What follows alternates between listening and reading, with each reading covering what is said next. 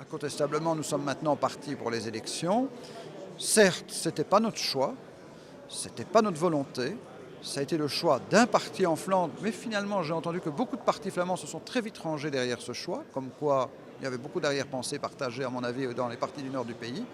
Maintenant nous allons assumer le choix démocratique devant les francophones à Bruxelles et en Wallonie en leur disant il est temps de se faire respecter. Il est temps de savoir ce qu'on veut pour nous-mêmes. On ne peut pas toujours reprocher aux partis flamands de savoir ce qu'ils veulent. On ne partage pas leurs demandes.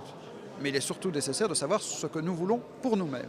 Je trouve que ces élections sont assez absurdes parce qu'il me semble que l'essentiel aujourd'hui n'était pas de paralyser le pays en partant aux élections.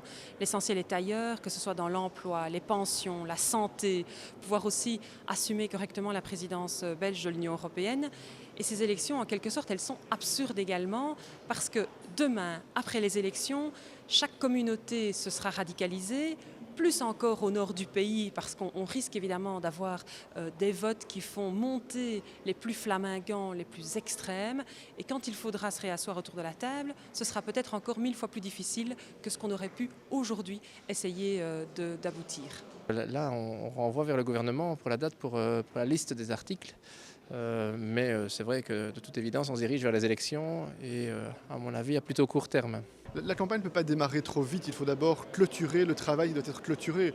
Comme membre d'un gouvernement, je vais assumer, y compris pendant la campagne électorale, les affaires courantes. C'est la responsabilité et je contribuerai aussi dans mon département à préparer la présidence européenne pour permettre à un gouvernement, après les élections, de mener cette présidence dans les meilleures conditions possibles.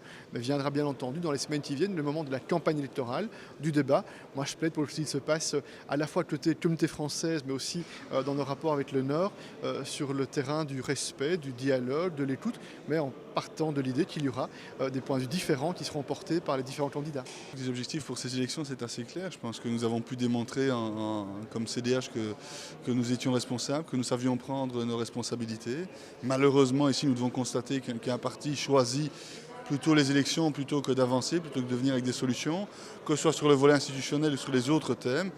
Et je crois qu'une nouvelle fois, nous avons pu montrer comme CDH que nous avions cette capacité, cette volonté d'avancer. Je crois que c'est ce que les citoyens attendent.